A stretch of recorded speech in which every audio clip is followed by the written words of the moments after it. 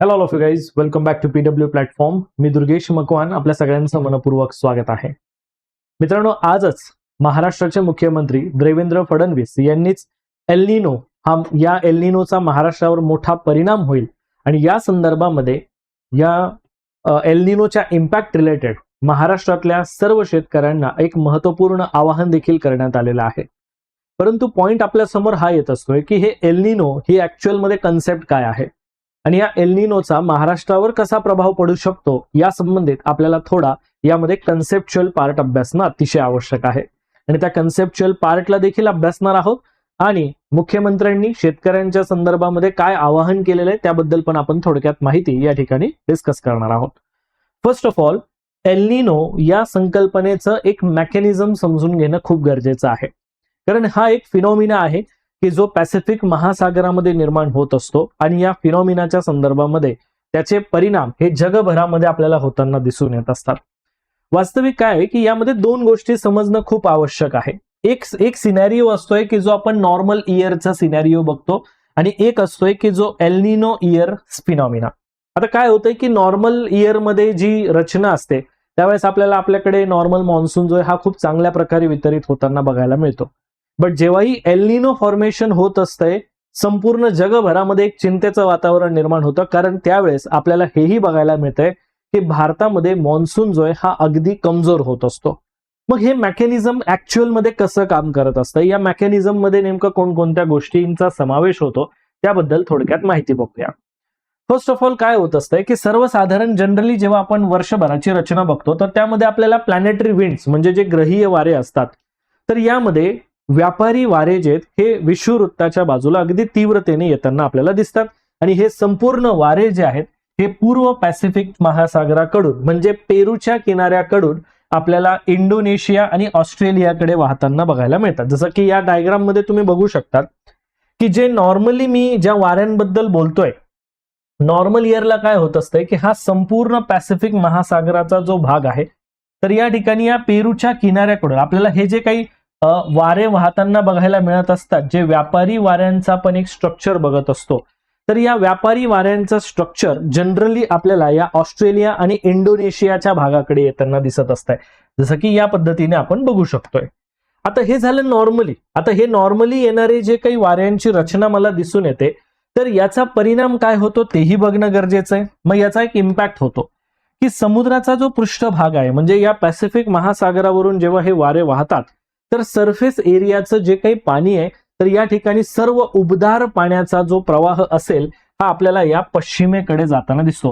हा जो red colour मध्ये हायलाइट झालेला पार्ट दिसतोय, समजून घ्या की या ठिकाणी हा उष्ण पाण्याच्या प्रवाहामुळे.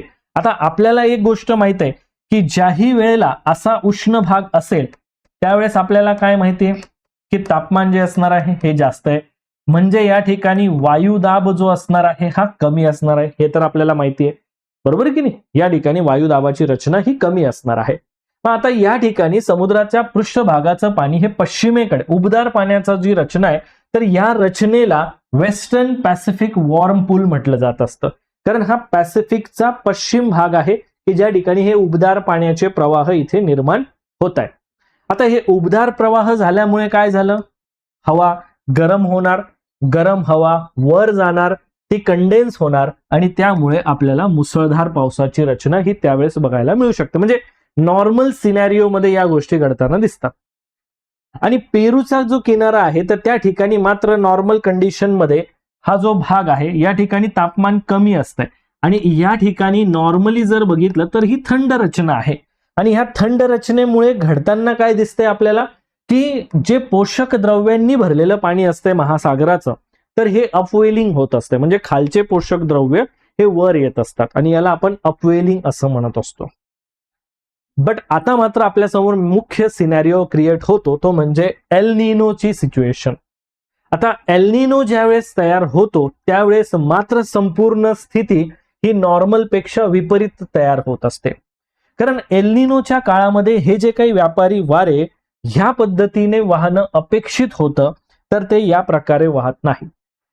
सोबतच या ठिकाणी वीकर ट्रेंड विंड्स तयार होत असतात, म्हणजे जे व्यापारी वारे नॉर्मली वाहत होते ते थोडे कमजोर होत असतात आणि हे कमजोर होतात बट त्यांची दिशा सुद्धा उलट होत असते, हे सुद्धा आपल्याला या ठिकाणी दिसेल. मग सर, जसं की तुम्ही नॉर्मल सिनेरिओ डायग्रामवर किंवा इमेजवर दाखवला, त्याच प्रकारे आम्हाला एल्निनोचाही फिनॉमिना समजावून सांगा. आता बघा, एल्निनो इयर मध्ये काय झालं? नॉर्मली इकडे आपल्याला उबदार प्रवाह दिसत होता. एल्निनोच्या सिच्युएशन मध्ये मात्र तुम्हाला या दक्षिण अमेरिकेच्या पश्चिम बाजूला, पेरूच्या बाजूला जर तुम्ही बघितलं तर इथे तुम्हाला उष्ण प्रवाहांची रचना इथे बघायला मिळते आहे. आता होतं काय की व्यापारी वारे कमजोर झाल्यामुळे पश्चिम पॅसिफिक महासागरामधला गरम पाण्याचा जो साठा आहे हा तुम्हाला या ठिकाणी हा पूर्व बाजूकडे गेलेला दिसतोय, जो की अगोदर इकडे होता, आता हा आपल्याला या दक्षिण अमेरिकेच्या पश्चिम किनाऱ्याकडे गेलेला दिसतोय. मग आता हा जो पाण्याचा साठा पेरूच्या किनाऱ्याकडे जात असेल तर त्यामुळे पूर्व आणि मध्य पॅसिफिकच्या पृष्ठभागाचं तापमान हे थोडं वाढत असतंय. मग सर, मध्य आणि पूर्व म्हटला म्हणजे हा जो सेंट्रल रिजन आहे आणि हा एक पूर्वकडचा रिजन आहे, या भागामध्ये तापमान जे आहे थोडंसं इन्क्रीज होत असतं. आता ऑलरेडी आपल्याला माहित आहे की जर तापमान जर तिथे वाढेल तर एअर प्रेशर कमी होणार आहे. आता ह्या सिनॅरिओमध्ये तुम्ही विचार करा, एकच मिनिट, या भागामध्ये जर मी बोललो की इथे जे तापमान आहे हे वाढणार आहे, आता इथे वायुदाब जो आहे हा कमी होणार आहे, त्यामुळे व्यापारी वारे ह्या दिशेला जातील का? नाही, यांची दिशा जी आहे ही या बाजूकडे जायला निर्माण होत असते, म्हणजे दक्षिण अमेरिकेच्या पश्चिम किनाऱ्याकडे हे वारे जायला सुरुवात होत असते. आणि त्यामुळे ते जे अपवेलिंगची जी प्रोसेस होत होती नॉर्मली, ती अपवेलिंगची जी प्रोसेस आहे ही या ठिकाणी पूर्णपणे बंद होत असते, म्हणजे थांबून जात असते.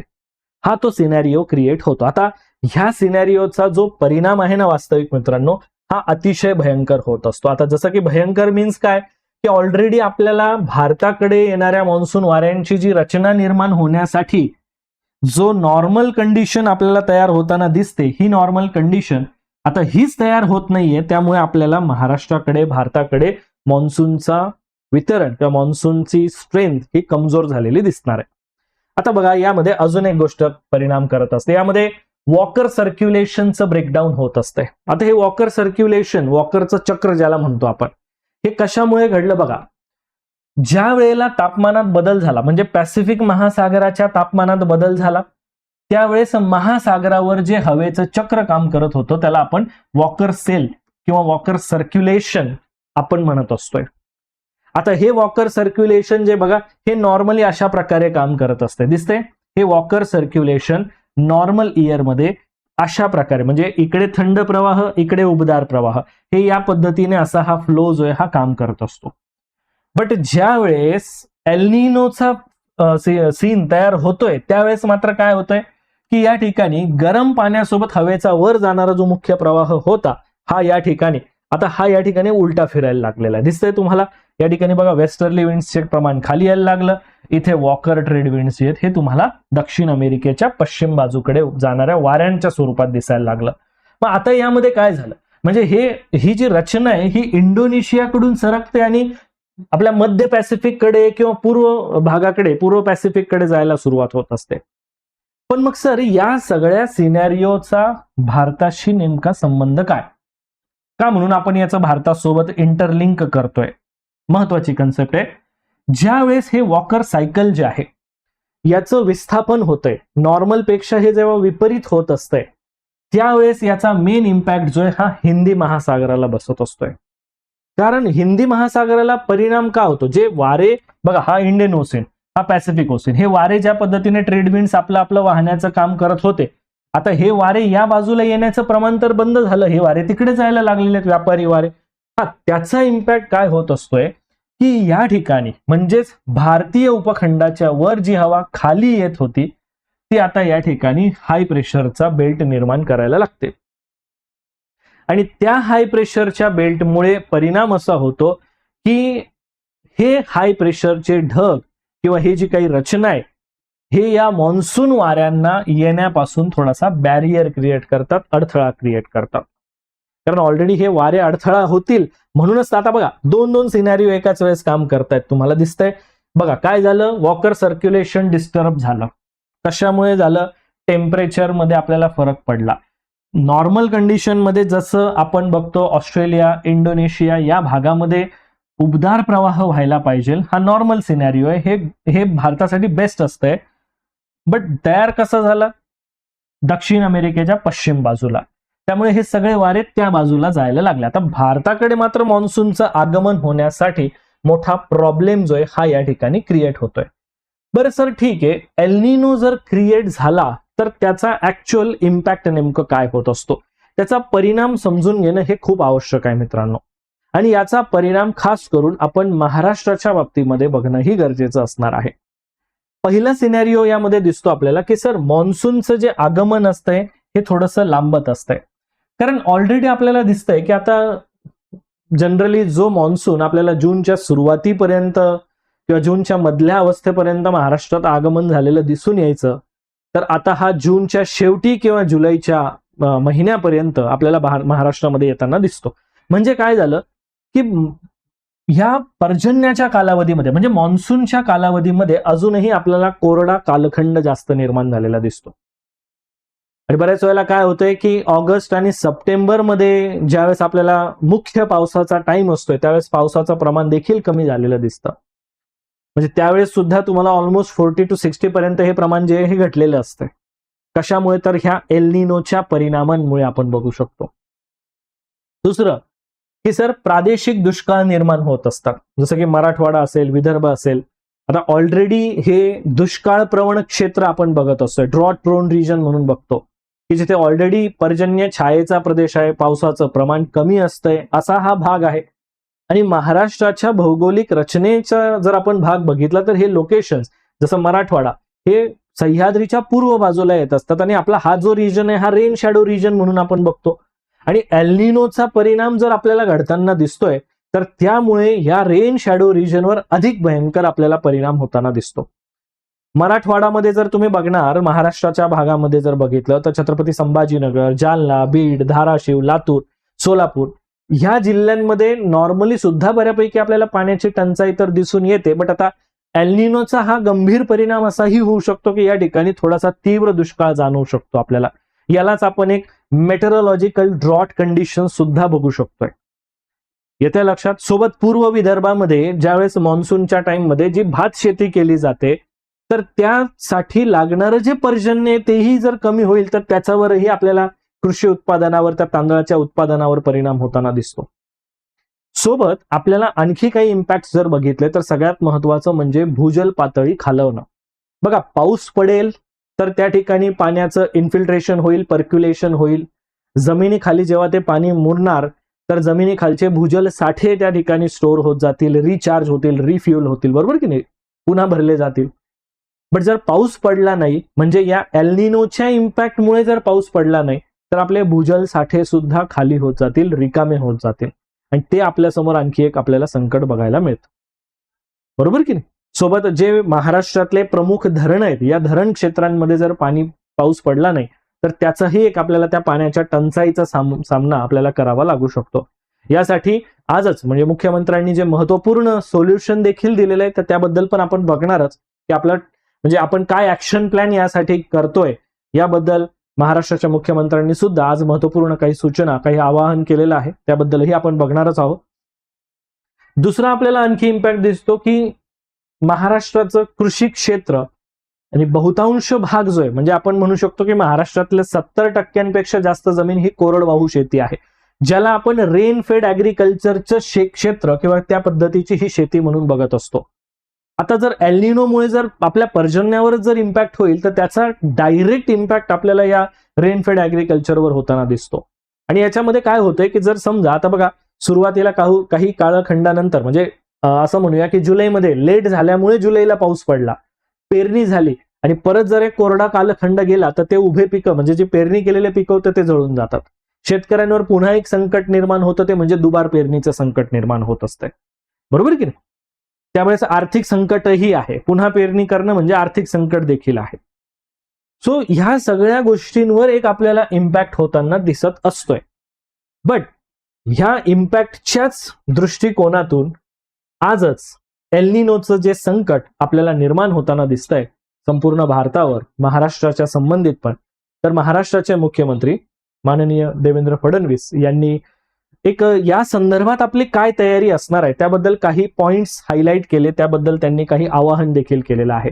या संदर्भात त्यांनी सांगितलं की आपण एक टास्क फोर्स तयार करणार आहोत आणि ह्या टास्क फोर्सच्या मार्फत काय केलं जाईल बघा, मोठे धरण भरण्यासाठी खूप मोठ्या प्रमाणात पर्जन्य वितरण होणं देखील गरजेचं असतं, पण मात्र जर कमी प्रमाणामध्ये पर्जन्य होत असेल तर जे महाराष्ट्रात छोटे जलसाठे आहेत ते मात्र यासाठी आपण योग्य प्रकारे उपयोगात आणू शकतो आणि त्यावर महाराष्ट्रात आपण भर देणार आहोत. या संदर्भात त्यांनी टास्क फोर्स देखील तयार केलाय.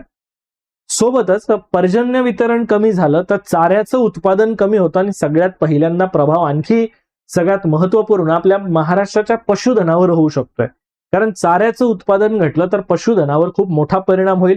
यासाठी प्रत्येक जिल्ह्याला काही उद्दिष्ट देऊन जलसंधारण कार्य करण्याच्या संबंधित काही महत्वपूर्ण सूचना देखील दिलेल्या आहेत की जेणेकरून चाऱ्याची टंचाई दूर करता येईल आणि आपल्या पशुधनाला योग्य प्रमाणामध्ये चारा उपलब्ध करून देता येईल. या गोष्टीवरही त्यांनी आज विशेष भर दिलेला आहे, काही या संदर्भात देखील आवाहन केलेलं आहे. आणि महाराष्ट्रामध्ये पाऊस कमी पडणार आहे हे तर आपल्याला माहित आहे, कारण एल निनो म्हणजे एक नैसर्गिक इम्पॅक्ट आपल्या समोर दिसून येतोय, बट त्यातून देखील मार्ग काढण्याचा जो पॉइंट आहे या संदर्भात त्यांनी सांगितलं की शेतकऱ्यांनी पेरणी करताना कोणत्याही प्रकारची घाई करू नका. सरकारने दिलेल्या ज्या वेळोवेळी सूचना असतील त्या सूचनांचं पालन करूनच योग्य वेळी पेरणी करा. बरोबर की नाही? हवामान खात्याच्या अंदाजानुसार ज्यावेळेस आवाहन करण्यात येईल त्यावेळेस पेरणी करा की जेणेकरून दुबार पेरणीचं संकट शेतकऱ्यांवर, आर्थिक बोजा त्यांच्यावर पडणार नाही. तर या संदर्भात देखील त्यांनी सांगितलेलं आहे आणि सरकारचा सल्ला ज्याप्रमाणे असेल त्या पद्धतीने शेतकऱ्यांनी पेरणी करावी. थोडा संयम ठेवायला लावलेला आहे, कारण का की बऱ्याच वेळेला थोडाफार पाऊस पडला की लगेचच पेरणी होते, पण पुन्हा एकदा ड्राय सीझन किंवा ड्राय कालखंड जातो, त्यामुळे ते पिकं जे आपण पेरणी केलेले होते ते डिस्ट्रॉय होऊन जातात, त्यांचा नाश होतोय. सो बेटर ऑप्शन आहे की थोडा संयम ठेवून यावर आपण एक योग्य पद्धतीने सरकारद्वारा, महाराष्ट्राच्या हवामान खात्याद्वारा, भारताच्या हवामान खात्याद्वारा ज्याही पद्धतीने आवाहन केलं जाईल त्यानुसार इथे पेरणी करावी याचं एक जाहीर आवाहन देखील केलेलं आहे. सो आय होप मित्रांनो की एल निनो ही सिच्युएशन नेमकं काय असते आणि त्याचा एकंदरीत महाराष्ट्रावर कसा परिणाम होणार आहे आणि या परिणामासाठी आपण कशा प्रकारे तयार आहोत या संबंधित सर्व माहिती तुम्हाला या व्हिडिओच्या मार्फत नक्कीच समजलेली असेल. मित्रांनो, तुम्हाला या व्हिडिओमधली माहिती आणि संपूर्ण पॉइंट, कन्सेप्ट ही व्यवस्थित समजली का नाही या संदर्भात तुमचा महत्वपूर्ण फीडबॅक कमेंट सेक्शन मध्ये द्यायला विसरू नका. सो भेटूया पुढच्या सेशन मध्ये. थँक्यू. जय हिंद.